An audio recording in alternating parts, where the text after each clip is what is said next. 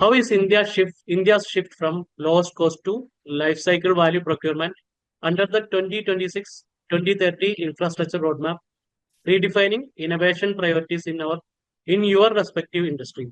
Let's start with our first speaker, Anubhav sir.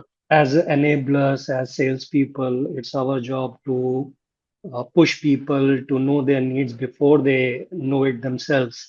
We have been providers, we have been engineering services provider to our customers, not as transactional vendors. So yes, esteemed clients and the clients who are informed, they look at a cost per ton basis over a long-term period as compared to a price per unit or a price upfront price. So that is the change which we are seeing because the customers now value efficiency more than capacity. Because if you increase your efficiency at a fraction of the cost of putting in a new capital equipment or procuring systems and parameters which cost you so much, just increasing the efficiency and looking at the long-term prospects will give you much better results. So yes, in our industry, definitely we are seeing a change toward the long-term planning and processes and the move towards sustainable practices and efficiency parametrics. Yes, we are seeing that.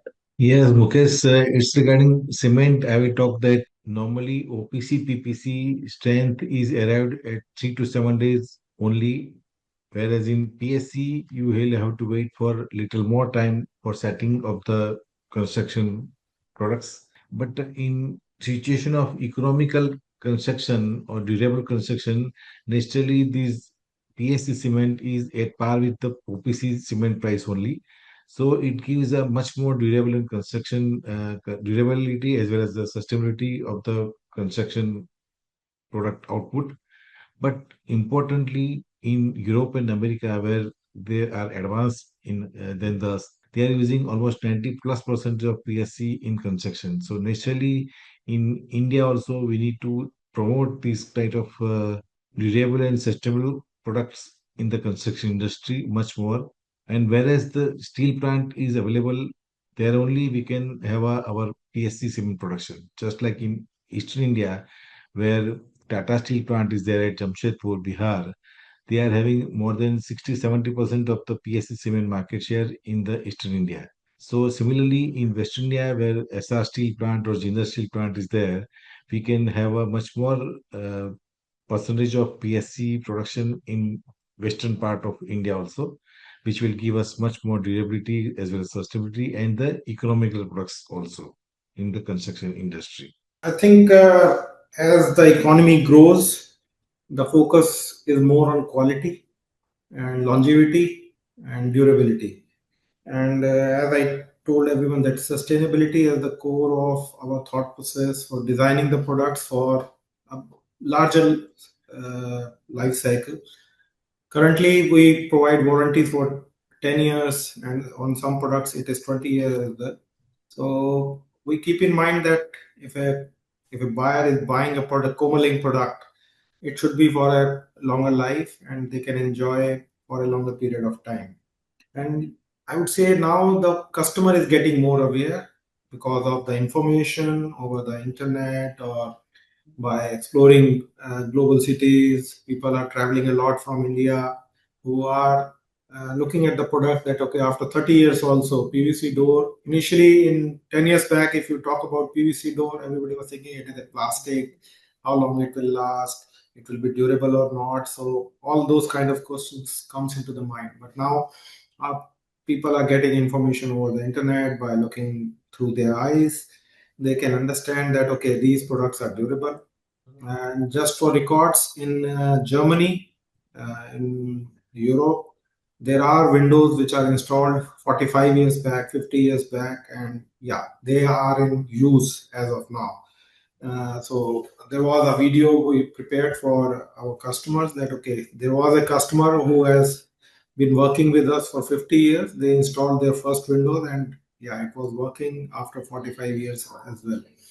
So yeah, times are changing, mindsets are changing, but yeah, we need to speed this process, educate people about the long-term impact of cheap products on the environment, on their life, and as a construction industry in a whole. How is the move from lowest cost to life cycle value procurement reshaping technology and material innovation in your industry?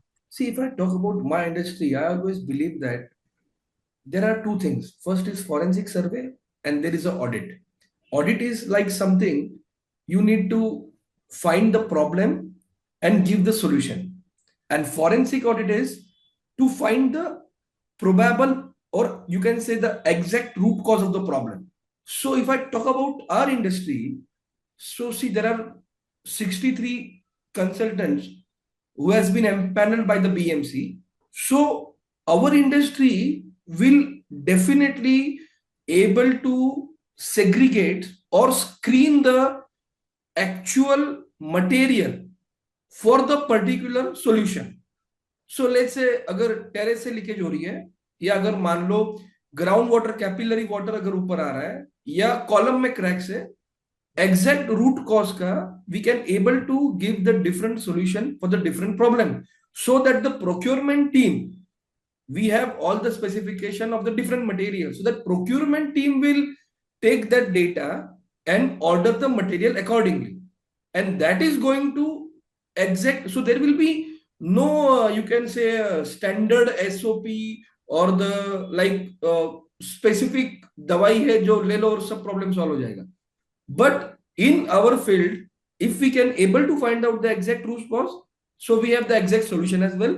And so by this way, we can able to help the procurement professional to order the material accordingly. And so that if the proper root cause has been find out, proper treatment has been planned, good material has been procured, so I think there will be a sustainable or green or the durable structure, or I can always say crack-free and leakage-free structure for the service life. What is the biggest factor currently driving the shift towards high performance screening media in Indian mining? I Can said you your address? voice, yeah, I said your voice breaks off once you start talking to me. Okay, Please, so I will repeat the question. yeah, please What do is the that. I'm single sorry. biggest factor currently driving the shift towards high performance screening media in Indian mining? Yes, if you talk about one single factor which we have been seeing, that is the use of manufactured sand.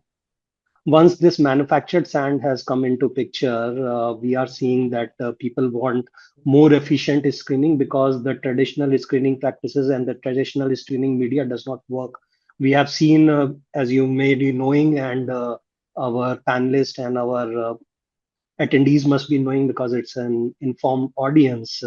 There are a few states wherein river mining has been totally banned.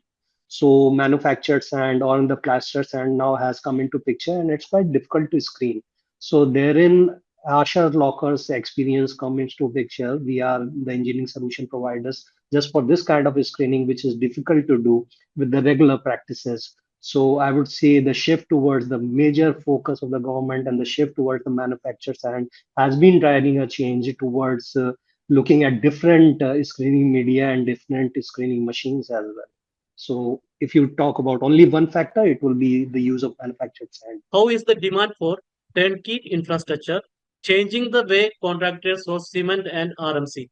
See, nowadays in turnkey jobs, for the construction of any kind of roads or bridges or ports, people are running behind the speed only. They are not looking at the quality. And majorly, as far as I have seen in my cement construction industry, that people are not looking at the three core important things of construction, compaction, and curing, which is much more important than any other things of the quality of structure. So curing, compaction, and this compaction is much more important in infrastructure instead of speeding the project. And normally nowadays people are looking for the speedy construction of the highways and ports or bridges. But along with that speed of the construction, they should look at the available quality, output quality, which they are deriving from the construction. And that is being most ignorant part that nowadays people are having because of the speediness of the construction. That should be looked at definitely with the speed of the construction of highways or ports or any other infrastructure projects. That I think should be considered definitely. Yeah, and if you see in the infra projects like airports, huge infrastructure project like Bharat Mandapam or a big convention center, there is a huge investment cost of, you see, air conditioning systems and lighting systems. So if you can put good fenestration system, good facade, doors and windows which are thermally efficient, it can reduce the air conditioning load by 10%, electricity running costs by 8 to 15%. And if you can put natural lighting through skylights, proper use of skylights, then you can reduce the lighting load also by the percentage, the area you keep open, and you can get the natural light in. It depends upon the kind of area you keep it for those skylights or daylight panels. So all those things affect the cost of the project. Maybe you reduce the HVAC capex cost, but maybe you increase a little bit of on facade or doors and windows.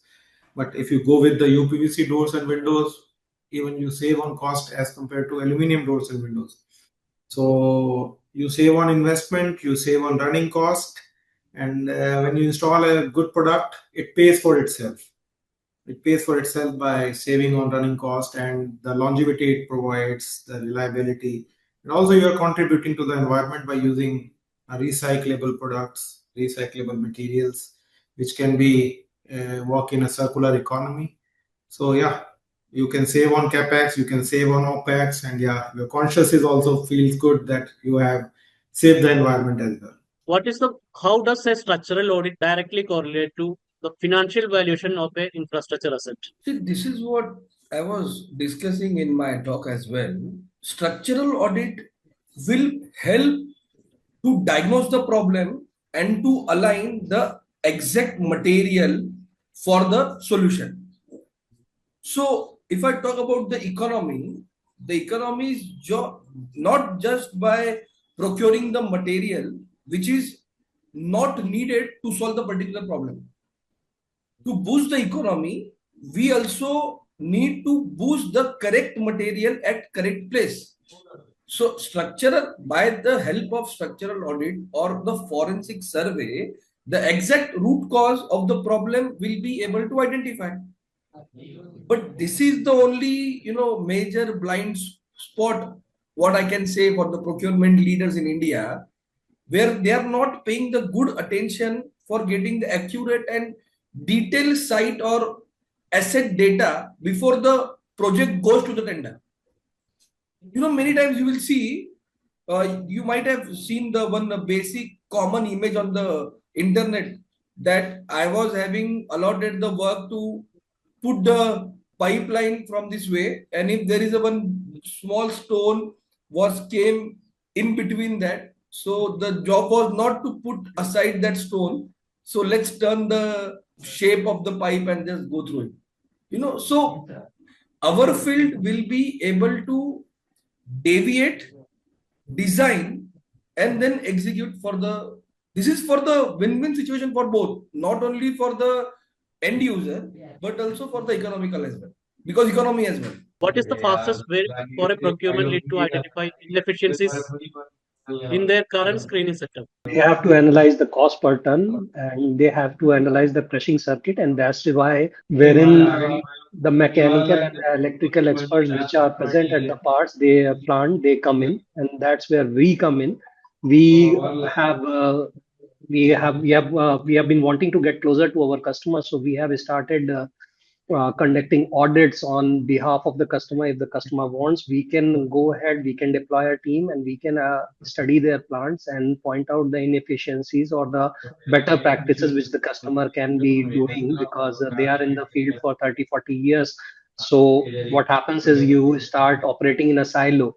So maybe a broader perspective helps, and it has helped in identifying the key parameters which needs to be changed. Like, see, in a crushing circuit, if the screen is if the cone is getting reloaded because of the recirculation, maybe sometimes the operator may not notice. Maybe the conveyor belts is not efficient. Maybe it has got too many joints now. Maybe you have not put in a level sensor in your cone. Maybe you are not seeing the mixing in some markets. The product mixing is okay.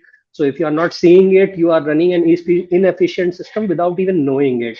So as a procurement leader, they can get in touch with us, or they can get in touch with their mechanical and electrical counterparts. They can call us. That would be the easiest way to identify. Is the Indian market ready to pay a premium for green cement, or is it still strictly a lowest bidder game? People, yes, people are ready to pay for the good products, definitely, but there is a very few percentage that are looking at the quality of the construction material. Mostly people are going for the cheaper material without having any properties of the so-called item. And that is the major problem, that people are looking for the cheaper item or not for the quality of the material. That is the major hurdles that we are facing in the construction industry. Of course, people are there who are looking for quality, but very few percentage. Mostly people are looking for the cheapness of the product. What is the key difference between procuring for a retail consumer versus a large scale infrastructure project in the aluminium sector? In aluminum, in retail segment, I would say people rely more on looks, how the product looks and how it will fit into their retail side. When I talk about it, is normally individual homes, or it can be a flat, it can be a bungalow, it can be a villa, or it can be residential floor. So people go for looks, the kind of colors they get, the kind of touch and feel they get, the kind of hardware they get, and they are ready to pay extra money for that extra comfort or a better view, or I would say for doors and windows, the slimmer doors and windows. But when you go into the project, yeah, there are some performance criterias, and you have people for there are facade consultants, there are structural consultants, there are architects, and there are a lot of things like wind load, maybe a high-rise building where 30 floors building. So after 10 floors the wind pressure goes up, and you have to have products which can sustain that. So yeah, more material goes into that, specific hardware goes into doors and windows. So it's a totally different mindset for individual home retail, and yeah, or a bulk buyer or a builder, it's a totally different ball game. What is the most critical factor that a procurement leader overlook during the initial project planning phase? Initial planning phase, that is having the weak data and fixing that early is to keep avoiding delays. Like, let's say if I'm having cracks on the recently new developed constructed bridge, okay, and to fix that crack, many times if the detailed survey or understanding of the root cause of the problem won't done for that particular job, and if you directly ask the procurement person to order the material to fix it urgently, and if the crack is more deeper, the material will be always different. So detailed survey by the professionals is what the missing by the procurement people, I believe. If you could identify one blind spot that procurement leaders in India must address to be ready for 2030 expansion, what would be it? I'll give this question a pass. There are people more conversant with the procurement systems than me here. So let's toss it to them. See, normally in procurement, mostly civil engineers are there in the construction industry, but though they are having only the educational, institutional advanced knowledge only, but practically they should have a experience also before assuming the procurement duty, I think, because practical field is quite different than the institutional or educational aspect, and one should have a practical experience along with the institutional or educational graduation, and then only they can have a better idea of getting or procuring procurement of the construction material. That is all from my side. I'm also a procurement professional from my heart. I started my career with that. What I see that it takes time initially, because there are a lot of pressures on procurement people to cut down on costs and everything. There is always a pressure to cut down on cost, and because it is one of the most important performance metrics for procurement professionals. But yeah, they make some mistakes or they learn from that. Okay, I prioritize cost over quality, and this was the result for 2026 and beyond for Indian economy. I think not a single point, but yeah, longevity. Wherever you are buying something, keep in mind that how long it is going to serve, what are the service costs involved. Because if you select a cheap product, cheap means not the price. Sometimes by paying 10% extra, you can get a 50% better product, which has a longer life or long service. The service costs are much lesser as compared to a cheap product, or the replacement cost is not very high. So these are the things one should keep in mind, that okay, the value they get from the purchase. It's not the cost what they are paying, the value they are getting. So I think this is the most important thing everybody should keep in mind. India's biggest procurement blind spot is starting the project with a weak data, very poor data. And trust me, fixing that early as possible is the only key to avoiding delays and cost overturns on the road, let's say by the end of 2030. So, like, India will meet 2030 infrastructure goals, but only if the projects start with the good, what you can say, trustworthy information, full sources information, strong data at the beginning itself. Otherwise it will be a big surprises later, and that we won't be able to save the money, time, and efforts in which so many people are involved. Let's try to fix it as early as possible. It is like a stage of cancer. As early as you got diagnosed, as early you will able to get relief. Likewise only. Thank you to all our esteemed panelists for this deep dives into the future of Indian infrastructure.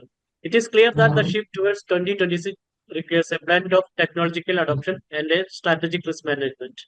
Thank you to all our attendees for joining us.